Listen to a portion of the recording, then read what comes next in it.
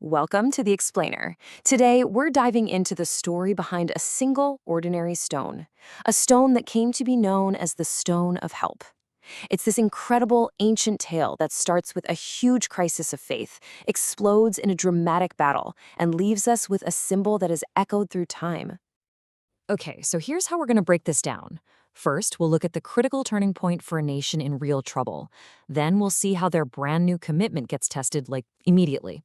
After that, we get to the miraculous intervention, and finally, we'll see how a simple stone becomes this powerful, lasting legacy. So our story kicks off with the people of Israel at a real low point. They are completely under the thumb of their enemies, the Philistines. And the reason for this? Well, the text is crystal clear. They had totally lost their way and turned their backs on their God. And right into this mess steps the prophet Samuel. Now, he doesn't just show up and promise a quick fix. Nope, he lays out this really powerful condition for their rescue. It's basically an if-then statement, He puts the ball right back in their court. They have to make the first move. He gives them this super clear 3-step path, and it required total commitment. Step 1 is all about action, physically getting rid of their idols. But then steps 2 and 3, they go way deeper. It's about a change of heart and exclusive devotion. This wasn't just about going through the motions. And what happens next is just pivotal. The people actually do it. They don't just talk about it, they follow through. They all gather at this place called Mizpah, and in this very public, very vulnerable act, they fast and they openly confess what they've done wrong. This collective moment of saying, "We have sinned," that's the real turning point of this whole story. So they've made this huge commitment, this massive public turnaround. But this is where the story gets really, really interesting, because their faith is immediately put to the test. And I mean immediately.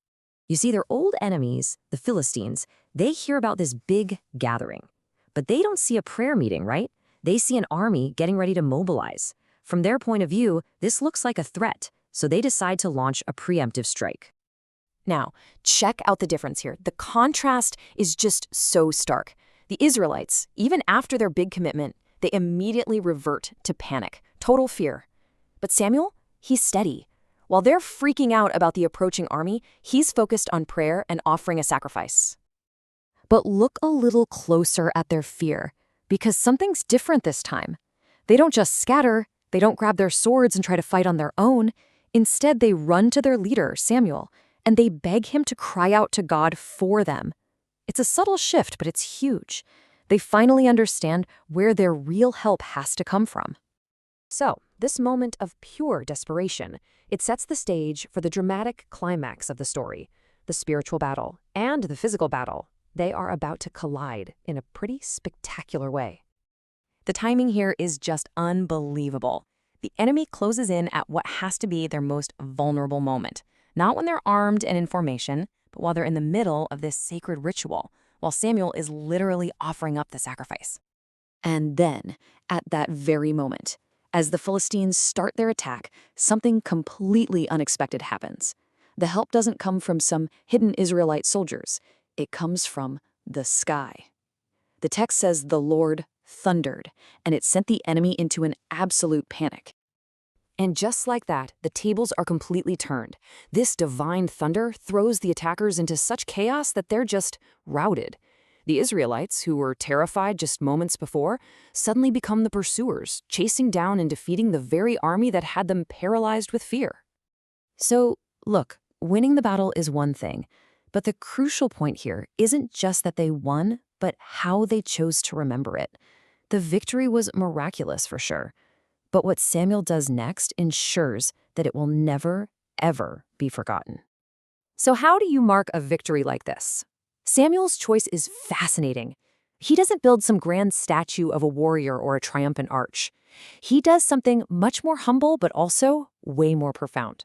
He just takes an ordinary stone and sets it up as a permanent physical reminder of what happened on that spot. And he gives this stone a name. Ebenezer. It literally means stone of help. And that name, it becomes a declaration. It's the entire story in just 2 words, a permanent reminder of the huge lesson they learned that day. Thus far, the Lord has helped us. And this single event, this one moment, marked by a stone, It wasn't just some temporary win. It had massive long-term consequences. It kicked off an entire generation of peace, security, and restoration for Israel. And it all stemmed from that one day at Mizpah. And so, this ancient story about a stone leaves us with a really powerful question, doesn't it? Their Ebenezer was a physical marker they set up to make sure a pivotal moment of help was never forgotten. And it makes you think, what are the Ebenezer stones in our own lives? What are those moments of help, those crucial turning points that are worth remembering?